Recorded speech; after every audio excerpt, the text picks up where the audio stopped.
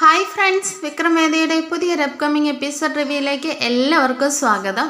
അങ്ങനെ രാവിലെ തന്നെ നമ്മുടെ വേദ ഒരുപാട് സന്തോഷത്തോടു കൂടിയാണ് കേട്ടോ ഫോണൊക്കെ ഇങ്ങനെ നോക്കുന്ന സമയത്ത് ഒരു മെസ്സേജ് കണ്ടിട്ട് ഭയങ്കര സന്തോഷത്തോടു കൂടി ഇങ്ങനെ കിച്ചണിലേക്ക് ഓടി ചെല്ലുകയാണ്. വേദ ഇങ്ങനെ സന്തോഷത്തോടു കൂടി വരുന്നത് കണ്ടിട്ട് കമലാമ്മയൊക്കെ ഇങ്ങനെ നോക്കി നിൽക്കുകയാണ് കേട്ടോ. എന്താ മോളെ, രാവിലെ ഭയങ്കര സന്തോഷത്തിലാണല്ലോ? അതേ അമ്മേ, ഇന്ന് എനിക്ക് നല്ല സന്തോഷമുള്ളൊരു ദിവസമാണ് എന്നിങ്ങനെ പറയുന്നുണ്ട് കേട്ടോ. അപ്പോഴേക്കും നന്ദിനി ഇങ്ങനെ ഇവക്കിതെന്താ ഇത്ര സന്തോഷിക്കാനായിട്ട് എന്ന് പറയുമ്പോഴേക്കും ഇങ്ങനെ മനസ്സിൽ വിചാരിച്ചിട്ട് ഇങ്ങനെ നോക്കുകയാണ് കേട്ടോ. ശ്രീജയാണെങ്കിൽ ഓരോ പണിയായിരിക്കും, ശ്രീജ ഇതൊന്നും കാണുന്നേ ഇല്ല. അപ്പോഴേക്കും വേദ ചോദിക്കുന്നുണ്ട്, ശ്രീജേട്ടത്തി ഞാനൊരു സർപ്രൈസ് ആയിട്ടാ വന്നേക്കുന്നതെന്ന് ഇങ്ങനെ പറയുകയാണ് കേട്ടോ. ശ്രീജ ചോദിക്കുന്നുണ്ട്, എന്താ മോളെ, എന്താ വിശേഷിച്ചെന്ന് ചോദിക്കുമ്പോഴേക്കും അതെ, ഇന്ന് ശ്രീജേട്ടത്തിക്ക് ഒരു സന്തോഷമുള്ളൊരു ന്യൂസുമായിട്ടാണ് ഞാൻ വന്നത്. ഞാൻ പറഞ്ഞില്ലേ വിശ്വേട്ടന് ഒരു ജോലിക്ക് ഞാൻ ശ്രമിക്കുന്നുണ്ടെന്ന്. അത് കേൾക്കുമ്പോഴത്തേക്കിന് ശ്രീജ ഇങ്ങനെ അത്ഭുതത്തോടു കൂടി പെട്ടെന്ന് തിരിഞ്ഞു വരികയാണ് കേട്ടോ. എന്നിട്ട് എന്തായി മോളെ, എൻ്റെ വിശ്വേട്ടന് ജോലി എന്തെങ്കിലും ആയോ? അതെ ശ്രീജേട്ടത്തി, വിശ്വേട്ടൻ തന്ന ബയോഡേറ്റയൊക്കെ വെച്ചിട്ട് ഞാൻ എൻ്റെ ഒരു ഫ്രണ്ടിന് അയച്ചു കൊടുത്തിരുന്നു. അതിപ്പോൾ അവളുടെ കമ്പനിയിൽ വിശ്വേട്ടനൊരു ഇൻ്റർവ്യൂവിന് നാളെ വിളിച്ചിട്ടുണ്ടെന്നിങ്ങനെ പറയാണ് കേട്ടോ. ഇത് കേൾക്കുമ്പോഴേക്കും ശ്രീജിക്ക് ഒരുപാട് സന്തോഷമാവുന്നുണ്ട്, കമലാമ്മയ്ക്ക് സന്തോഷമാവുന്നുണ്ട്. എങ്കിലും കമലാമ്മയുടെ മുഖം ഒന്ന് ഇങ്ങനെ വല്ലായ്മയായിട്ട് ഇരിക്കുന്ന കണ്ടിട്ട് വേദ ചോദിക്കുന്നുണ്ട്, എന്താ അമ്മയുടെ മുഖത്തൊരു വല്ലായ്മ പോലെ? അല്ല മോളെ, ഇൻ്റർവ്യൂവിന് വിളിച്ചേക്കുന്നല്ലേ ഉള്ളൂ, ഇനിയിപ്പോൾ ആ ജോലി കിട്ടുമോ അവൻ പോവുമെന്നൊന്നും അറിയില്ലല്ലോ എന്നിങ്ങനെ പറയാണ് കേട്ടോ. അപ്പോഴേക്കും വേദ പറയുന്നുണ്ട്, അതൊന്നും സാരമില്ലമ്മേ, ഇൻ്റർവ്യൂ അറ്റൻഡ് ചെയ്ത് കഴിഞ്ഞാൽ എന്തായാലും വിശ്വേട്ടന് ആ ജോലി കിട്ടും. വിശ്വേട്ടനെ ജോലിക്ക് വിടുന്ന കാര്യം ഞാൻ ഏറ്റവും എന്നിങ്ങനെ പറയാണ് കേട്ടോ. അപ്പോഴേക്കും ഒരുപാട് സന്തോഷത്തോടു കൂടി ഇങ്ങനെ ശ്രീജയാണെങ്കിൽ വേദ ഇങ്ങനെ കെട്ടിപ്പിടിക്കുന്നുണ്ട് കേട്ടോ. മോളെ, ഞാൻ നിനക്ക് എങ്ങനെയാ നന്ദി പറയേണ്ടതെന്ന് എനിക്കറിയില്ല. എൻ്റെ വിശ്വേട്ടനൊരു ജോലി കിട്ടിയാൽ ഞങ്ങളുടെ എല്ലാ ബുദ്ധിമുട്ടുകളും മാറും, വിശ്വേട്ടന് ഈ വീട്ടിൽ ഒരു വിലയുണ്ടാവും എന്നൊക്കെ ഇങ്ങനെ പറഞ്ഞ് വേദ ഇങ്ങനെ കെട്ടിപ്പിടിക്കുകയാണ് കേട്ടോ. വേദയ്ക്ക് ഒരുപാട് സന്തോഷമാവുന്നുണ്ട്. അതിനുശേഷം ശ്രീജയോട് പറയുന്നുണ്ട്, ശ്രീജേട്ടത്തി നമുക്ക് വിശ്വേട്ടനോടും കൂടി ഈ കാര്യമൊന്നും പറയണ്ടേ? മോളെ, അതെങ്ങനെ വിശ്വേട്ടനോട് അവതരിപ്പിക്കുക? വിശ്വേട്ടൻ എന്താ പറയുന്നതെന്ന് പോലും എനിക്കറിയില്ല എന്നിങ്ങനെ പറയുമ്പോഴേക്കും അതൊക്കെ ഞാൻ നോക്കിക്കോളാം എന്നിങ്ങനെ പറഞ്ഞിട്ട് വേദയാണെങ്കിൽ വിശ്വൻ്റെ അടുത്തേക്ക് പോവുകയാണ് കേട്ടോ. ഈ സമയം വിശ്വനാണെങ്കിൽ നല്ല ഉറക്കമായിരിക്കും. നമ്മുടെ ശ്രീജ എന്ന് തട്ടി വിളിക്കുന്നുണ്ട്, വിശ്വേട്ട എഴുന്നേക്ക് എന്ന് പറയുമ്പോഴേക്കും വിശ്വൻ ചാടി എഴുന്നേക്കുന്നുണ്ട് കേട്ടോ. എന്താ ശ്രീജ, കാപ്പിയായോ? ഞാൻ ദേ ഇപ്പൊ പല്ല് വെച്ചിട്ട് വരാവേ.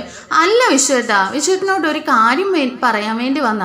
എന്താ ശ്രീജെ, എന്താ എന്ന് പറയുമ്പോഴേക്കും അതെ, ഞാൻ വിശ്വേട്ടനെ ഒരു ജോലി വേദ റെഡിയാക്കിയിട്ടുണ്ടെന്ന് ഇങ്ങനെ പറയാൻ വേണ്ടി വന്നതാന്ന് പറയുമ്പോഴേക്കും വിശ്വേട്ടൻ പറയുന്നു, ഓ നീ അത് പറയാനായിട്ടാണോ വന്നത്? മനുഷ്യൻ്റെ ഉറക്കം കളയാനായിട്ട്. ഞാൻ ഇച്ചിരി നേരം കൂടി ഉറങ്ങട്ടെ എന്ന് പറഞ്ഞിട്ട് വിശ്വം വീണ്ടും കിടക്കാണ് കേട്ടോ. വിശ്വേട്ടാ ഇങ്ങോട്ടൊന്ന് നോക്ക്, ദേ വേദമോള് വന്ന് നിൽക്കുന്നു എന്ന് പറയാണ് കേട്ടോ. അപ്പോഴേക്കും വിശ്വനെ ഇങ്ങനെ ഉറക്കച്ചടവോടുകൂടി എഴുന്നേറ്റ് വരികയാണേ. അങ്ങനെ വേദ ചോദിക്കുന്നുണ്ട്, എന്താ വിശ്വേട്ടാ, വിശ്വേട്ടന് ജോലിക്കൊന്നും പോകണ്ടേ?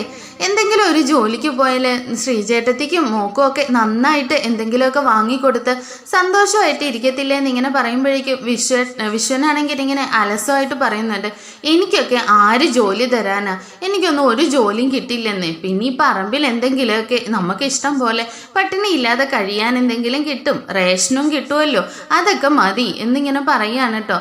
അപ്പോഴേക്ക് ശ്രീജയുടെ മുഖം വല്ലാണ്ടാവുന്നുണ്ട്. വേദ പറയാണ്, വിശ്വേട്ടന് എന്താ വിചാരിക്കുന്നത്? സ്വന്തമായിട്ട് വിശ്വേട്ടൻ്റെ കയ്യിലൊരു പൈസ കിട്ടിയിട്ടുണ്ടെങ്കിൽ ഇഷ്ടം പോലെ വിശ്വേട്ടന് ആരുടെയും മുമ്പിൽ തല കുനിക്കാതെ ശ്രീജേട്ടത്തേക്കും അന്തസ്സായിട്ട് ജീവിച്ചൂടെ? വിശ്വേട്ടന് അതിനെക്കുറിച്ചൊരു കോൺഫിഡൻസ് ഇല്ലാഞ്ഞിട്ടാ. വിശ്വേട്ടൻ്റെ ക്വാളിഫിക്കേഷനൊക്കെ വെച്ചിട്ട് ഞാനൊരു ബയോഡേറ്റ കൊടുത്തിരുന്നു, അതിൽ നാളെ ഇൻ്റർവ്യൂവിന് വിളിച്ചിട്ടുണ്ട്. വിശ്വേട്ടന് എന്തായാലും പോകണം. വിശ്വേട്ടൻ്റെ കയ്യിൽ ഒരു ദിവസം വിശ്വേട്ടൻ്റെതായിട്ടുള്ള ഒരു പൈസ കിട്ടുമ്പോൾ വിശ്വേട്ടന് ആ മാറ്റം ഉണ്ടാവും എന്നൊക്കെ ഇങ്ങനെ നമ്മുടെ വേദ പറയുന്നുണ്ട് കേട്ടോ. അങ്ങനെ വിശ്വനാണെങ്കിൽ മനസ്സോടുകൂടി സമ്മതിക്കുന്നുണ്ട്. പിന്നീടായിട്ട് വേദ കുറച്ച് പൈസ എടുത്തുകൊണ്ട് വന്നിട്ട് വിശ്വൻ്റെ കൈ കൊടുത്തിട്ട് പറയുന്നുണ്ട്, വിശ്വേട്ടാ എനിക്ക് കുറച്ച് സാധനങ്ങൾ വാങ്ങിച്ചുകൊണ്ട് തരുമോ? പുറത്ത് തനിയെ ഇപ്പോൾ പോവാൻ സമയമില്ലാത്തത് കൊണ്ടാണ് എന്നിങ്ങനെ പറയുമ്പോഴേക്കും അതിനെന്താ മോളെ, ഞാൻ വാങ്ങിയിട്ട് വരാമെന്ന് പറഞ്ഞിട്ട് വിശ്വനോട് കുറേ സാധനങ്ങളൊക്കെ പറഞ്ഞു വിടുന്നുണ്ട് കേട്ടോ വേദ. അങ്ങനെ വിശ്വൻ പോയി സാധനങ്ങളൊക്കെ വാങ്ങിച്ചുകൊണ്ട് വന്നിട്ട് ഇന്നാ മോളെ എന്നും പറഞ്ഞിട്ട് വിശ്വൻ്റെ കൊടുക്കുന്ന സമയത്ത് കുറച്ച് പൈസയും കൂടി വേദ ഇങ്ങനെ വിശ്വൻ്റെ കയ്യിൽ കൊടുക്കുകയാണ്. ആഹാ, വിശ്വട്ടിന് ഇത്ര പെട്ടെന്ന് എല്ലാം മേടിച്ചുകൊണ്ട് വന്നോ?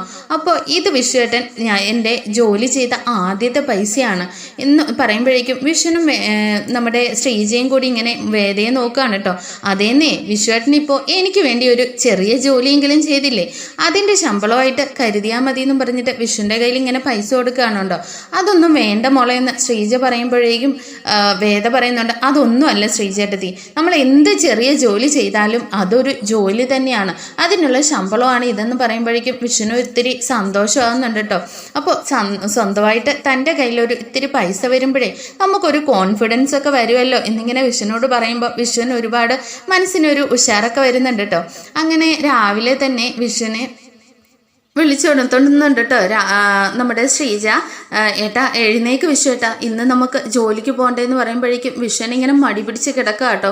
ഞാനോ ഇന്നും പോകണോ, നാളെ പോയാൽ പോരെ, വിഷു ഏട്ടാ എഴുന്നേക്ക്, വേദമോൾ ഇത്രയും നമുക്ക് വേണ്ടി റിസ്ക് എടുത്തതല്ലേ, വിഷുവേട്ടനൊന്ന് പോയിട്ട് വാന്നിങ്ങനെ പറയാണ് കേട്ടോ. അങ്ങനെ വിഷുവിനെ എഴുന്നേറ്റ് വന്ന് കുളിച്ച് റെഡിയായിട്ട് ഒക്കെ വരുമ്പോഴേക്കും കമലാമ്മ കാപ്പിയൊക്കെ എടുത്ത് വെക്കുന്നുണ്ട് കേട്ടോ. മോനെ നീ പോയി നന്നായിട്ട് ജോലിയൊക്കെ ചെയ്ത് നീ മോനെ ഉറപ്പായിട്ടും ആ ജോലി കിട്ടുമെന്നൊക്കെ ഇങ്ങനെ പറയാണ്. എന്നാൽ നന്ദിനിക്കിത് തീരെ അങ്ങോട്ടേക്ക് ഇഷ്ടപ്പെടുന്നില്ല കേട്ടോ. ഈശ്വര, ഇനി ഈ വിശ്വേട്ടന് ജോലി കിട്ടിക്കഴിഞ്ഞാൽ പിന്നെ എനിക്ക് ഈ വീട്ടിലുള്ള എല്ലാ ബഹുമാനവും പോകും, നന്ദിനിയേട്ടത്തിയോടൊപ്പം ഞാനും ഇനി പണി ചെയ്യേണ്ടി വരില്ലേ എന്നൊക്കെ ഇങ്ങനെ കുശുമ്പോർക്കാണ് കേട്ടോ. അതേസമയം വേദയാണെങ്കിൽ ഒരുപാട് സന്തോഷത്തിലാണ്. വേദയാണെങ്കിൽ വിശ്വന് ഓഫീസിൽ പോകാൻ വേണ്ടിയിട്ടുള്ള എല്ലാ സപ്പോർട്ടും കൊടുക്കുന്നുണ്ട് കേട്ടോ. അങ്ങനെ വിശ്വനിങ്ങനെ പോകാനായിട്ട് റെഡിയായി വന്നിട്ട് മാഷിനോടും പറയുന്നുണ്ട്, എങ്ങോട്ടാ രാവിലെ കുളിച്ചൊരുങ്ങിയെന്ന് ഇങ്ങനെ ചോദിക്കുമ്പോഴേക്കും, അച്ഛാ എനിക്കിന്നൊരു ഇൻ്റർവ്യൂ ഉണ്ട്, എൻ്റെ ബയോഡേറ്റയൊക്കെ വെച്ചിട്ട് വേദയാണ് അയച്ചത്, എന്നോട് ഇന്ന് ചെല്ലാനാ പറഞ്ഞേക്കുന്നതെന്ന് ഇങ്ങനെ പറയാൻ കേട്ടോ വിഷൻ. അപ്പോഴേക്കും മാഷിന് മനസ്സിൽ ഒരുപാട് സന്തോഷം തോന്നുന്നുണ്ട്. എന്തായാലും നന്നായി വരട്ടെ എന്ന് പറഞ്ഞ് മാഷിങ്ങനെ അനുഗ്രഹിക്കുന്നുണ്ട് കേട്ടോ. ഈ സമയം മാഷിന് വേദയോട് ഒരുപാട് ബഹുമാനമൊക്കെ തോന്നുന്നുണ്ടെങ്കിലും പുറത്തൊന്നും കാണിക്കുന്നില്ല. കാരണം വേദ ഒരിക്കലും ഈ വീട്ടിലിട്ട് നരകിപ്പിക്കുന്നതിനോട് മാഷിന് ഒട്ടും യോജിപ്പില്ല. വേദയോട് അത്രത്തോളം ഇഷ്ടമുള്ളത് കൊണ്ടാണ് വിക്രമിൻ്റെ ഈ സ്വഭാവം അനുസരിച്ച് വേദ ഒരിക്കലും ഈ വീട്ടിൽ ജീവിക്കേണ്ടവളല്ല എന്ന് തന്നെയാണ് മാഷിൻ്റെ ഉറച്ച തീരുമാനം. ഈ സമയം കമലാമ്മയും വേദയും എല്ലാവരും നിൽക്കുമ്പോൾ ശ്രീജയ്ക്ക് ഒരുപാട് സന്തോഷത്തിലാണ് കേട്ടോ. എല്ലാവരോടും യാത്ര പറഞ്ഞ് വിശ്വനാണെങ്കിൽ ജോലിക്ക് പോവാണ്. അങ്ങനെ അന്ന് എല്ലാവരും ഒരുപാട് സന്തോഷത്തിലാണ്. കമലാമ്മയ്ക്ക് ഒരുപാട് സന്തോഷമാകുന്നുണ്ട്. കമലാമ്മയും വേദയോട് പറയുന്നുണ്ട്, മോളെ നീ ഈ വീട്ടിൽ വന്നതിന് ശേഷം ഈ വീടിൽ എന്തൊക്കെ മാറ്റങ്ങളാണ് ഉണ്ടാക്കിയിരിക്കുന്നത്. ഈ വീട് മോളെ ഒരിക്കലും അർഹിക്കുന്നില്ല, എങ്കിലും എൻ്റെ മോളെ ഈ വീട്ടിൽ കൊണ്ടെത്തിച്ചത് ഈശ്വരനാണ്. എൻ്റെ മക്കളുടെ കാര്യത്തിൽ ഇപ്പോഴാണ് ഈ അമ്മ മനസ്സ് നിറഞ്ഞൊന്ന് ചിരിക്കുന്നത് എന്നൊക്കെ പറഞ്ഞ് വേദ ഇങ്ങനെ ഒരുപാട് മോൾ എന്ന് നന്നായി വരും എന്നൊക്കെ ഇങ്ങനെ പറയുകയാണ് കേട്ടോ. അപ്പോഴേക്കും നമ്മുടെ വേദയെ കമലാമ്മയെ ഇങ്ങനെ ചേർത്ത് പിടിക്കുന്നുണ്ട്. ഈ സമയം നന്ദിനി ഇങ്ങനെ, ഇനി ഈ മഹാറാണീനെ ഇവിടെ ഇരുത്തി പൂജിക്കാനാണോ എല്ലാവരുടെയും കൂടി തീരുമാനം, ഇവളെ ഇന്നല്ലെങ്കിൽ നാളെ ഇറക്കി വിടുമല്ലോ എന്നോർത്ത് മനുഷ്യനിങ്ങനെ സന്തോഷിച്ചിരിക്കുമ്പോഴാണ് ഓരോരുത്തരുടെ മനസ്സ് അവൾ മാറ്റിക്കൊണ്ടിരിക്കുന്നത് എന്നിങ്ങനെ പറയാണ് കേട്ടോ. ഇത് കണ്ടിട്ട് സഹിക്കാൻ വയ്യാതെ നന്ദിനി ഇങ്ങനെ വിനയന്റെ അടുത്തേക്ക് ചെല്ലുന്നുണ്ട് കേട്ടോ. വിനയേട്ടൻ ഇതൊന്നും കാണുന്നില്ലേ, അവളെ ഇപ്പോൾ എല്ലാവരും തലയിലെടുത്ത് വെച്ചേക്കുക, അവളെ എങ്ങനെങ്കിലും ഇവിടുന്ന് ഓടിക്കണ്ടേ എന്നിങ്ങനെ പറയുമ്പോഴേക്കും വിനയം പറയുന്നുണ്ട്, എന്തിനാ നന്ദിനി, ആ വേദ വന്നേ പിന്നെ ഇവിടെ ഒരുപാട് മാറ്റങ്ങളുണ്ട്, വിക്രമിന്റെ ജീവിതത്തിൽ ഒരുപാട് മാറ്റമുണ്ട്, അമ്മയുടെ സന്തോഷം നീ കാണുന്നില്ലേ, വിക്രം ഇനി മാറും, ഞങ്ങളുടെ ആ പഴയ വിക്രമിനെ ഞങ്ങൾക്ക് തിരിച്ചു കിട്ടാൻ പോകുന്നത് പോലെ എനിക്ക് തോന്നുന്നു നന്ദിനി എന്നൊക്കെ ഇങ്ങനെ പറയുമ്പോഴേക്കും, നിങ്ങളും അവിടെ നാക്കിനകത്ത് വീണുപോയോ, അവക്കേ എല്ലാവരും മയക്കാനായിട്ട് നല്ല വിരുദ എന്നിങ്ങനെ പറയണം കേട്ടോ. അല്ല നന്ദിനി, ഇന്നിപ്പോൾ വിശ്വേട്ടൻ കണ്ടോ, വിശ്വേട്ടൻ ഒരിക്കലും ഒരു ജോലിക്കും പോകാതെ മടിച്ചിരുന്ന ആളാ, ഇപ്പോൾ ദേ വിശ്വേട്ടൻ ജോലിക്ക് പോയിരിക്കുന്നത് കണ്ടോ എന്നിങ്ങനെ പറയാണ് കേട്ടോ. എല്ലാവരും കൂടി അവളെ എടുത്ത് തലയിൽ വെച്ചു. ഇതിൻ്റെ ഭവിഷ്യത്ത് വരുമ്പോഴേ എന്തായാലും കാണാം. എന്തായാലും വിക്രം അവളെ ഭാര്യയായിട്ട് അംഗീകരിക്കാൻ പോകുന്നില്ല, അത് തന്നെയാണ് എൻ്റെ സമാധാനം എന്ന് പറഞ്ഞിട്ട് ഇങ്ങനെ പോവാണ് കേട്ടോ. അപ്പോഴേക്കും വിനയം പറയുന്നുണ്ട്, നന്ദിനി നീ എന്തായാലും ടെൻഷൻ അടിക്കാതിരിക്കുമെന്ന് പറയാണ് കേട്ടോ. നിങ്ങളുടെ ഒരു സമാധാനിപ്പീര് എന്ന് പറഞ്ഞിട്ട് നന്ദിനി വീണ്ടും അങ്ങോട്ടേക്ക് പോവാണേ.